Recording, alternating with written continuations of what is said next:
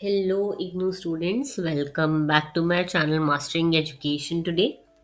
आज की वीडियो में हम लोग टॉप 10 मोस्ट रिपीटेड क्वेश्चंस देखने वाले हैं MPSC 011 के, जिसका एग्जाम आप लोगों का कल है। आप देख रहे होंगे ये क्वेश्चन नंबर 6 से स्टार्ट हो रहा है, इसलिए क्योंकि क्वेश्चन 1 to 5 की वीडियो मैं पहले ही डाल चुकी हूँ। उस वीडियो में मैंने सारे क्वेश्चंस डिटेल में डिस्कस करे हैं। अगर आपने वो वीडियो नहीं देखी तो उसका लिंक आपको नीचे कमेंट सेक्शन में मिल जाएगा, तो पहले जाकर आप वो वीडियो ज़रूर देख लेना, बिकॉज उसमें मैंने सारे क्वेश्चंस डिटेल में डिस्कस करे हैं। तो आपको पता चल जाएगा कि कैसे आपने अपना आंसर फॉर्मेशन करना है और कैसे चीज़ें याद रखनी है। ओके, यहाँ पे अब हम स्टार्ट करते हैं क्वेश्चन नंबर 6 से। ये सब्जेक्ट थोड़ा सा डिफिकल्ट है, तो आपको ये वीडियो ध्यान से देखनी है और जो जो कीवर्ड्स वगैरह मैं बोलूंगी उनको नोट करना है। ओके, स्टार्ट करते हैं क्वेश्चन नंबर 6 से। इस क्वेश्चन में हमसे पूछा गया है basically that examine the concept of normative power Europe in the context of the European unions external relations. यानी कि नॉर्मेटिव पावर यूरोप का कॉन्सेप्ट क्या है और यूरोपियन यूनियन इसे अपने एक्सटर्नल रिलेशंस में कैसे यूज करता है। ओके, सबसे पहले हम लोग समझेंगे कि नॉर्मेटिव पावर यूरोप का मतलब क्या होता है, क्योंकि आप जब भी क्वेश्चन जो चीज़ आपसे पूछ रहा होता है आप सबसे पहले उसकी डेफिनेशन बताते हो। तो हम यहाँ पे सबसे पहले इस चीज़ का कॉन्सेप्ट को क्लियर करेंगे। ओके, नॉर्मेटिव पावर यूरोप का सिंपल मतलब है कि यूरोपियन यूनियन दुनिया को, पूरे वर्ल्ड को अपनी वैल्यूज और रूल्स के थ्रू इन्फ्लुएंस करता है, ना कि गन्स, आर्मी या फोर्स के थ्रू। ओके, यानी कि कोई ये ऐसा ग्रुप नहीं है जो हमें किसी चीज को भी करने के लिए फोर्स करता है थ्रू वायलेंस, लेकिन ये हमें अपने रूल्स, कुछ नॉर्म्स इन्होंने बना रखे हैं, कुछ वैल्यूज जिनके थ्रू ये अब पूरे वर्ल्ड को जो है इन्फ्लुएंस करता है। ठीक है, आपको ये पता होना चाहिए कि ये कॉन्सेप्ट जो है इयन मैनर्स ने दिया था, इयान मैनर्स। ओके, नाम आपको पता होना चाहिए, पेपर में पूछ सकते हैं, आप लिख के भी आओगे तो आपके लिए बेटर रहेगा। इस कॉन्सेप्ट को इयान मैनर्स ने दिया था। उन्होंने कहा था कि यूरोपियन यूनियन एक ऐसी पावर है जो democracy, human rights, rule of law, peace और कोऑपरेशन जैसे वैल्यूज को प्रमोट करती है। ठीक है, सारे जितनी भी वैल्यूज यहाँ पे दे रखी हैं आपको सारी अपने आंसर में मेंशन करनी है, बिकॉज ये बहुत इंपॉर्टेंट है। ठीक है, यूरोपियन यूनियन अपना इन्फ्लुएंस मिलिट्री पावर से नहीं बल्कि एग्जाम्पल बनकर, रूल्स बनाकर और समझा बुझा कर दिखाता है। ठीक है, कि यानी कि वो किसी को भी फोर्स के थ्रू कुछ नहीं करवाते, वो हर चीज के रूल्स बनाते हैं, उनको खुद भी फॉलो करते हैं और दूसरों को भी फॉलो करने के लिए फोर्स करते हैं। ठीक, अब हम बात करेंगे इस कॉन्सेप्ट के एवोल्यूशन के बारे में। ठीक है, देखो, यूरोपियन यूनियन का जन्म ना सेकेंड वर्ल्ड वॉर के बाद हुआ था। तो उन्होंने वॉर देखी थी, उन्होंने उसका डिस्ट्रक्शन भी देखा था, इसलिए उनका एम ये था कि पावर पॉलिटिक्स को हटाकर हम लोग कोऑपरेशन को लेकर आएंगे। इस एक्सपीरियंस ने यूरोपियन यूनियन को एक पीस लविंग और रूल फॉलोइंग एक्टर बना दिया। जैसे कि हम लोग एक्टर को अपना रोल मॉडल बना लेते हैं ना, तो ऐसे ही वो लोग जो है रोल मॉडल बनना चाहते थे, पीस लविंग और रूल फॉलोइंग की तरह। ओके, बाद में काफी सारी ट्रीटी आई, इन बारे में हमने ऑलरेडी पिछले क्वेश्चंस में बात करी थी। बाद में जैसे कि एक फेमस ट्रीटी है इनकी, मैस्ट्रिक्ट और लिस्बन, ये दोनों ट्रीटी आई। इसमें यूरोपियन यूनियन ने ऑफिशियली लिख दिया कि उनकी बेसिक वैल्यूज हैं human dignity, democracy, human rights और इंटरनेशनल लॉ। इसका मतलब ये नहीं है कि यूरोपियन यूनियन के अपने इंटरेस्ट नहीं होते, लेकिन यूरोपियन यूनियन अपने इंटरेस्ट को रूल्स और वैल्यूज के थ्रू अचीव करता है, ना कि फोर्स से। ओके, ये आपको बहुत जरूरी है, पता होना चाहिए कि वो एक बहुत पीस लविंग कंट्री है। बहुत ज्यादा उनको एक तरह ऐसा वो लोग ऐसे हैं जो वॉर नहीं चाहते, ना वॉर देखना चाहते हैं, तो इसलिए वो और कंट्रीज को भी यही मैसेज आगे बढ़ाना चाहते हैं। तो वो लोग के अपने इंटरेस्ट को वो लोग मारते भी नहीं, अपने इंटरेस्ट भी पूरे रखते हैं, लेकिन अपने इंटरेस्ट को वो रूल्स और वैल्यूज के थ्रू अचीव करते हैं। ओके, नेक्स्ट आ जाते हैं instruments of normative power in European union. अब देखते हैं कि यूरोपियन यूनियन अपनी नॉर्मेटिव पावर का यूज कैसे करता है। सबसे पहले आ जाती है एनलार्जमेंट पॉलिसी। जब कोई कंट्री यूरोपियन यूनियन का मेंबर बन जाती है तो उसे कोपेनहेगन क्राइटेरिया जो है फॉलो करना पड़ता है। ओके, ये आपको पता होना चाहिए, कोई भी अगर इसका पार्ट बनना चाहती है इस यूनियन का, तो उनको फॉलो करना पड़ता है या कंप्लाई करना पड़ता है कोपनहेगन क्राइटेरिया को। इसमें डेमोक्रेसी, ह्यूमन राइट्स और रूल ऑफ लॉ का होना जरूरी होता है। इस प्रोसेस ने सेंट्रल और ईस्टर्न यूरोप के कंट्रीज को काफी ज्यादा जो है ट्रांसफॉर्म किया है। ओके, दूसरा इंस्ट्रूमेंट है trade and economic relations. European union जब ट्रेड अग्रीमेंट करता है तो उसमें लेबर राइट्स, एनवायरमेंट प्रोटेक्शन और ह्यूमन राइट्स के क्लॉजेस भी ऐड करता है। मतलब अगर कोई कंट्री इसके मार्केट का फायदा उठाना चाहती है तो उसे यूरोपियन यूनियन के रूल्स जो हैं वो फॉलो करने पड़ते हैं। ओके, तीसरा इंस्ट्रूमेंट है डेवलपमेंट कोऑपरेशन एंड एड, यानी कि ये दुनिया के सबसे बड़े एड डोनर्स में से एक है यूरोपियन यूनियन।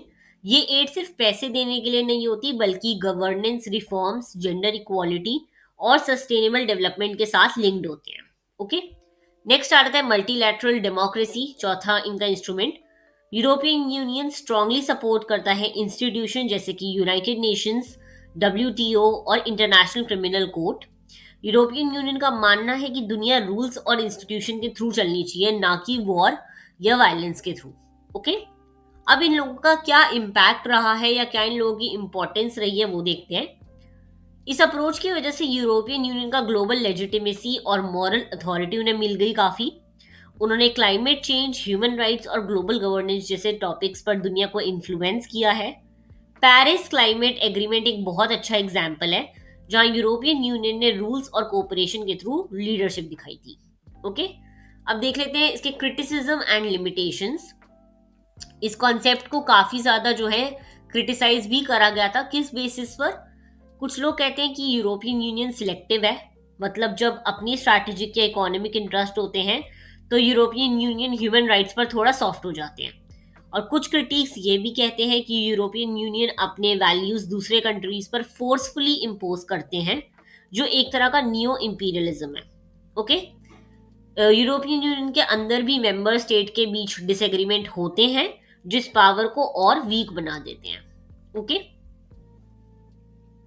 इसके कंक्लूजन में हम यही लिखेंगे कि नॉर्मेटिव पावर यूरोप यूनियन की सबसे यूनिक आइडेंटिटी है।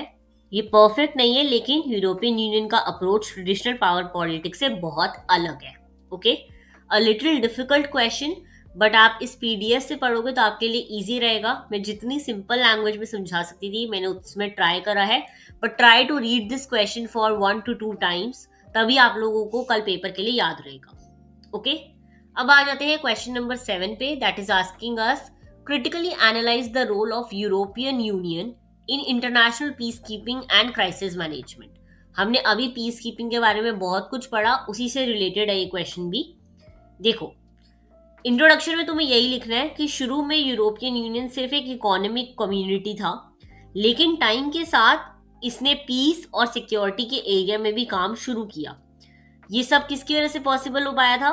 Common security and defence policy यानी CSDP के अंडर ये सब चीजें होती थी। पीस कीपिंग और डिफेंस पॉलिसी जो उनकी थी वो सब कुछ इनके अंडर आती थी। ओके, अब इसका एवोल्यूशन कैसे हुआ वो पढ़ते हैं। देखो, कोल्ड वॉर के बाद ना बल्कन्स में जो कॉन्फ्लिक्ट हुए उन्होंने दिखाया कि यूरोप अपने एरिया के क्राइसिस भी हैंडल नहीं कर पा रहा। इसलिए यूरोपियन यूनियन ने पीटर्सबर्ग टास्क के थ्रू अपना रोल एक्सपैंड किया, जैसे ह्यूमैनिटेरियन मिशंस, पीस कीपिंग और क्राइसिस मैनेजमेंट। तब जाकर वो लोग जो है पीस कीपिंग वाले एरिया में एंटर हुए थे। ओके, अगर हम इसके मैकेनिज्म की बात करें कि कैसे ये चीज फॉलो करते हैं, तो CSDP के अंडर यूरोपियन यूनियन सिविलियन और मिलिट्री मिशंस दोनों करते हैं। सिविलियन मिशंस में police training, rule of law और बॉर्डर मैनेजमेंट होता है, वहीं मिलिट्री मिशंस ज्यादा अग्रेसिव नहीं होते बल्कि स्टेबलाइजेशन और पीस पर फोकस करते हैं।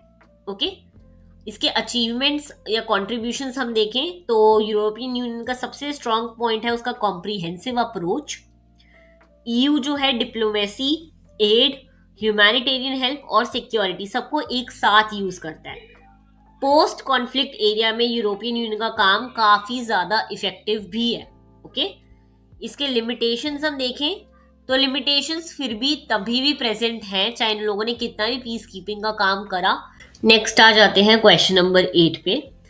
इस क्वेश्चन में CSDP का एवोल्यूशन और सिग्निफिकेंस पूछा गया है। इंट्रोडक्शन से अगर हम स्टार्ट करेंगे तो CSDP यूरोपियन यूनियन के एक एक्सटर्नल एक्शन का बहुत इंपॉर्टेंट पिलर है। इसमें इनका एम होता है कि यूरोपियन यूनियन अपनी सिक्योरिटी के लिए दूसरे पर पूरी तरह डिपेंडेंट ना हो, वो अपनी सिक्योरिटी खुद मेंटेन कर सके और किसी और कंट्री पे या किसी और के इंटरेस्ट वगैरह पे वो लोग डिपेंडेंट ना हो। ओके, अगर हम इसके एवोल्यूशन की बात करें तो 1990s के बल्कन क्राइसिस ने यूरोपियन यूनियन को काफी बड़ा झटका दिया था, वॉर के थ्रू, क्राइसिस के थ्रू। तो इसके बाद इनकी मैस्ट्रिच ट्रीटी ने CFSP इंट्रोड्यूस किया और लिस्बन ट्रीटी ने CSDP को और स्ट्रांग बनाया था। ठीक है, इनके ऑब्जेक्टिव्स एंड स्कोप अगर हम पढ़ें तो CSDP का एम है crisis management, piece keeping and security. बाकी इसमें सिविलियन और मिलिट्री दोनों ऑपरेशंस होते हैं, ये आपको पता होना चाहिए। ओके, इसका ऑपरेशनल सिग्निफिकेंस अगर हम देखें तो यूरोपियन यूनियन ने काफी मिशंस लॉन्च किए हैं जो ट्रेनिंग और पीस कीपिंग पर फोकस करते हैं। ये यूरोपियन यूनियन को नाटो पर पूरी तरह डिपेंड होने से थोड़ा सा अलग रखता है। ओके, इसके थ्रू भी हमें काफी चैलेंजेस जो हैं देखने पड़े हैं। चैलेंजेस जैसे कि CSDP के पास लिमिटेड रिसोर्सेज हैं, ना कोई स्टैंडिंग आर्मी है, इनके बजट इश्यूज होते हैं और थोड़ा बहुत पॉलिटिकल डिविजन्स भी होते रहते हैं। ओके, कंक्लूजन में आप सिंपल ये लिखोगे कि CSDP सिंबॉलिक से ज्यादा इंपॉर्टेंट है, लेकिन इससे और स्ट्रांग बनाने के लिए पॉलिटिकल विल चाहिए होगा। सेम वही है जो हमने पिछले क्वेश्चन में पढ़ा था। ठीक है, अब हम आ जाते हैं क्वेश्चन नंबर 9 पे। क्वेश्चन नंबर 9 में हमसे पूछा गया है कि post cold war European union और रशिया रिलेशन कैसे थे। हमने ऑलरेडी यूरोपियन यूनियन और USA के रिलेशंस के बारे में पिछली वीडियो में पढ़ा था। यहाँ पे हम यूरोपियन यूनियन और रशिया के रिलेशंस की बात कर रहे हैं। सिंपल इंट्रोडक्शन में तुम ये लिखोगे कि यूरोपियन यूनियन और रशिया के रिलेशंस कभी कोऑपरेटिव रहे हैं और कभी काफी ज्यादा टेंस्ड रहे हैं। स्टार्टिंग की अगर बात करें तो अर्ली 1990s में दोनों के बीच ट्रेड और एनर्जी कोऑपरेशन था। यूरोपियन यूनियन रशिया को एक स्ट्रैटेजिक पार्टनर भी मानता था। बाकी सोर्सेज ऑफ टेंशन अगर हम देखें तो नाटो और यूरोपियन यूनियन एनलार्जमेंट रशिया को पसंद नहीं है, उनको नहीं पसंद कि ये दोनों साथ में हैं। और डेमोक्रेसी और ह्यूमन राइट्स पर भी काफी ज्यादा डिसएग्रीमेंट दोनों कंट्रीज के बीच हुए हैं।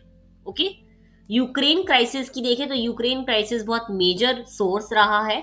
यूक्रेन क्राइसिस के बाद रिलेशन काफी बिगड़ गए हैं, यूरोपियन यूनियन ने सैंक्शंस लगाए हैं और इससे जो है रशिया का ट्रस्ट उन पे से हट गया है, तो रशिया बैक आउट कर चुका है।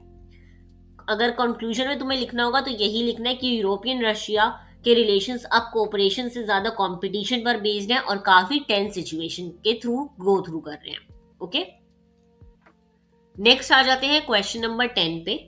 क्वेश्चन नंबर 10 में हमसे पूछा गया कि रूल बेस्ड इंटरनेशनल ऑर्डर पर क्वेश्चन है कि analyse the role of the European Union in shaping a rule based international order. देखो, इसका इंट्रोडक्शन में तुम्हें बेसिकली यही लिखना है कि रूल बेस्ड ऑर्डर होता क्या है। रूल बेस्ड ऑर्डर का मतलब है दुनिया रूल्स और लॉ से चलना चाहिए, ना कि सिर्फ पावर से। ओके, इसमें यूरोपियन यूनियन का क्या रोल रहा है। यूरोपियन यूनियन स्ट्रांगली सपोर्ट करता है UN, WTO और इंटरनेशनल लॉ को। ट्रेड के थ्रू भी European union global standards promote करता है। ओके, चैलेंजेस इनको काफी फेस करने पड़े हैं, यूनिलैटरलिज्म और इंटरनल डिविजन्स के लिए काफी ज्यादा चैलेंजिंग रहे हैं ये दोनों चीजें इनके लिए। कंक्लूजन में आपको यही लिखना है कि फिर भी यूरोपियन यूनियन एक important defender of global rules बना है। उन लोगों ने जो भी रूल्स लगाए हैं उनको काफी कंट्रीज जो है फॉलो करती हैं और वो खुद भी एज अ रोल मॉडल उन्हें फॉलो करते हैं। ओके, ये इजी क्वेश्चन था, इसको तुम खुद भी आंसर कर सकते हो। बाकी जितने भी और क्वेश्चंस हैं उनको 2 से 3 बार तुम्हें खुद पढ़ना पड़ेगा अगर तुम्हें वो याद रखनी है चीजें, बिकॉज काफी चीजें हैं इसमें जो डिफिकल्ट है टू रिमेम्बर। तो अगर तुम्हें इसका PDF चाहिए तो कमेंट कर देना PDF, और मैं पार्ट 1 का वीडियो नीचे कमेंट सेक्शन में लिंक कर दूंगी। All the very best for your exam tomorrow. मिलते हैं नेक्स्ट वीडियो में।